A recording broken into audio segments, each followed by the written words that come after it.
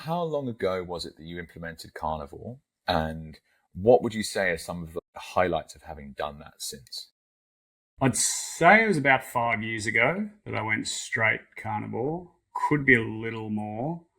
It was basically the start of COVID was when I went full carnivore, so I could probably work it out. But what were the main benefits, did you say? Yeah, what I'm particularly interested in, Mike, is so as an investor, it's just decision making. You get Yeah. paid for your decision making, and if you get it wrong, your money's gone, and Hmm. that's part of being a capitalist, and that's okay. And the whole point is deciding whether something is too risky or actually just what you're after. When you are walking around foggy, you can't get out of bed, like that state you were describing, like how do you make a decision when you're like that? And then perhaps post making the changes you have, like how much clearer is your thought process? Yeah. It's a great line of thinking because, in my mind, what's changed most drastically is taking ultimate responsibility. Okay, So interesting. when I realized, there was like a realization when I was sick and feeling terrible that there was no one coming to save me. There was no doctor that was going to have the solution, or at least no immediate sort of doctor that I could see when I was living in Melbourne. There was not going to be some sort of, you know, easy fix.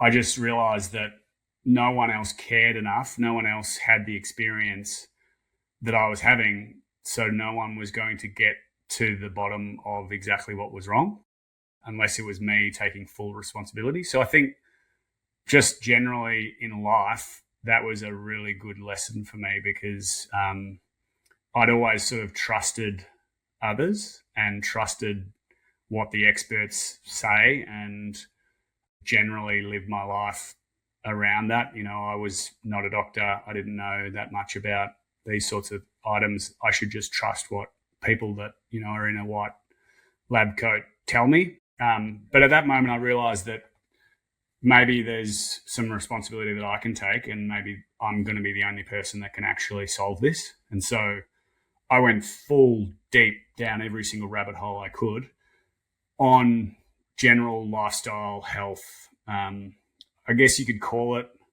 alternative medicine, but it wasn't like I was doing crazy alternative medicine ideas. It was more around, I just knew nutrition was going to be at the core of it because I'd tested things like fasting.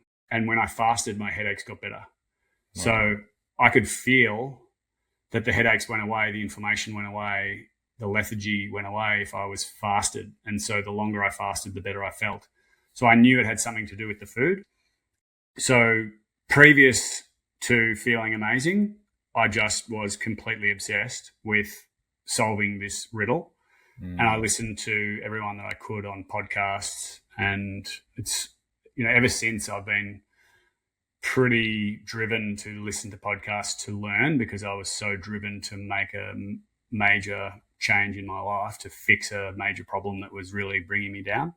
So I became obsessed with people like Dr. Paul Saladino. I read his book, which was a huge help.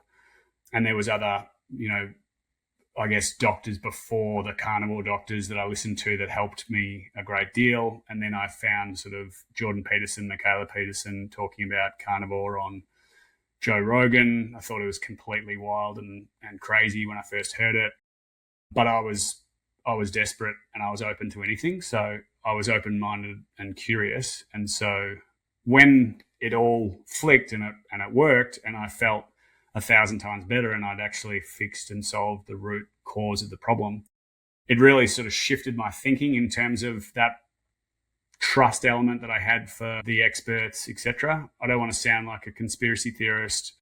I know a lot of people in the Bitcoin space really push back on all things, you know, authority or those that have expertise. I think there's a place for expertise and authority, but it was a great learning for me that there's nothing like personal responsibility and actually getting to the bottom of these things yourself. And everyone can do the homework and dive in and probably benefit from it if they actually trust their intuition. And because I went so deep, I found that there was an overarching connection to everything that I learned. At the start, none of it made sense, like putting it all together. It was all different ideas from different doctors, different lifestyle coaches, different individuals that had all sorts of views on nutrition, etc. But when I'd read 20 books on health and nutrition and lifestyle habits, etc., and I'd listened to 1,000 hours of podcasts, etc., it all made perfect sense that the closer we get to nature, the healthier we get. So that really shifted in my mind around nutrition science. In my mind, is broken, completely broken. There's a scientific nutrition paper on every side of every argument. They'll say that coffee's good for you. They'll say that coffee's bad for you. They'll say that meat is good for you. They'll say meat is bad for you. There's lots of problems with the current way that nutrition science is conducted, nutrition science is funded. There's a whole lot of incentives there that mean that everyone is confused. And I made sense out of all of it by simply understanding that nature knows best. And if in doubt, choose the more natural approach. It'll probably be healthier for you. And I've found that to be true ever since. So when I'm thinking about whole food versus processed food, whole food makes a hell of a lot more sense. Nature knows best. We ate whole foods for millions of years. We didn't eat processed food up until only recently. Everything that we believe about nutrition, etc., you can basically break it down, in my mind, to what's more natural, and that'll probably be the answer that is going to improve your health the most. Interesting. And so if I could kind of draw an analogy, the 1,000 hours of podcasts, the books, you're basically pulling together a thesis, and 100%. You have an ROI, and the ROI is quite clearly no headaches, get out of bed like a small child, like boom, let's go, Totally. versus being sick. And so the cool thing there is it's like you tried it yourself and it works. So all the bullshit you read before doesn't matter. 100%. Literally none of it matters because you can feel different. And that's what a fascinating journey to have gone through.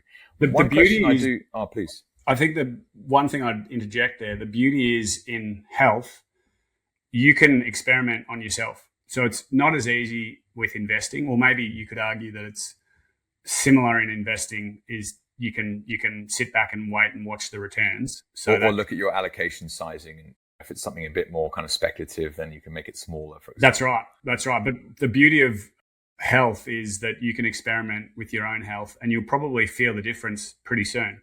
Yeah. So I could literally run experiments, and I ran hundreds of experiments by adapting what I ate and seeing how I felt. And so in my mind, carnivore is the ultimate elimination diet, because most diets that you hear about, that are aimed at curing people's digestive challenges are generally low FODMAP. There's all sorts of, indigestible fibers that cause people issues if they've got certain problems with their microbiome or certain problems with this, that, and the other. The carnivore diet, you can just remove all of that and eat meat, and it gives you a baseline. And generally speaking, I think you can tell me, you'll probably feel a lack of inflammation, like inflammation is removed from the body. You're not, spiking insulin all the time, so that might be a benefit. You're not getting all these indigestible fibers that cause certain people bloating or issues. You're not eating plants, so there's less oxalate, there's less salicylates, there's less lectins. So the plant toxins that we know of in gluten that cause people issues, there's many plant toxins.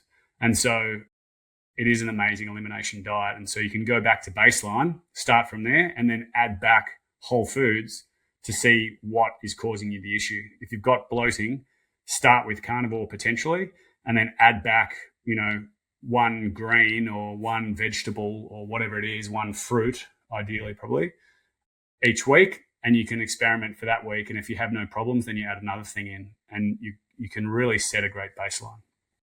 Yeah, my wife actually tells a story around gluten where she emigrated from Australia to Vietnam.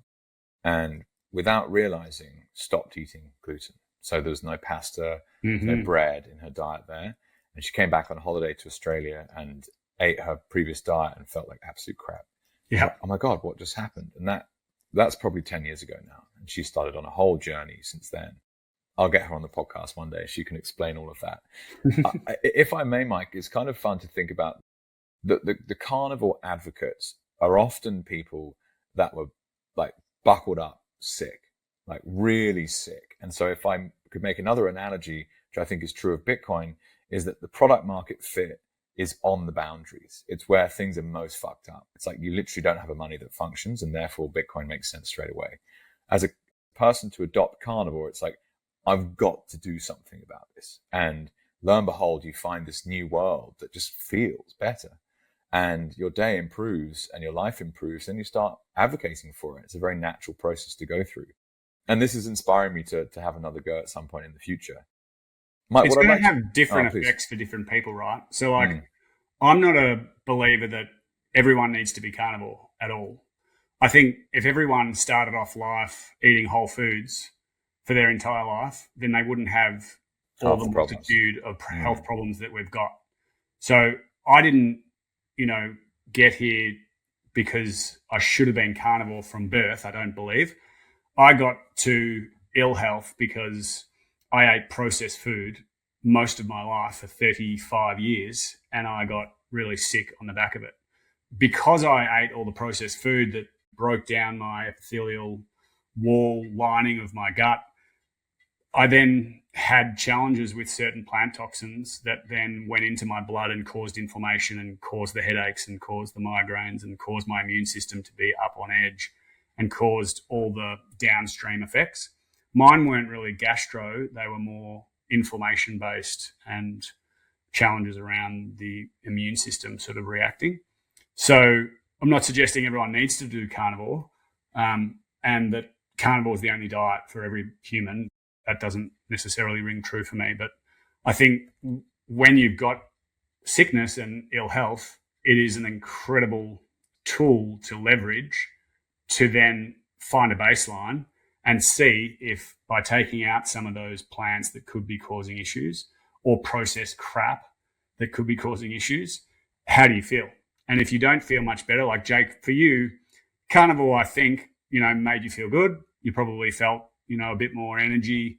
You probably woke up in the morning feeling a little bit more sprightly, but it didn't change your life. So for you, I don't think it is required, and you're going to feel great on a whole food diet, eating lots of vegetables, lots of fruits, all sorts of things.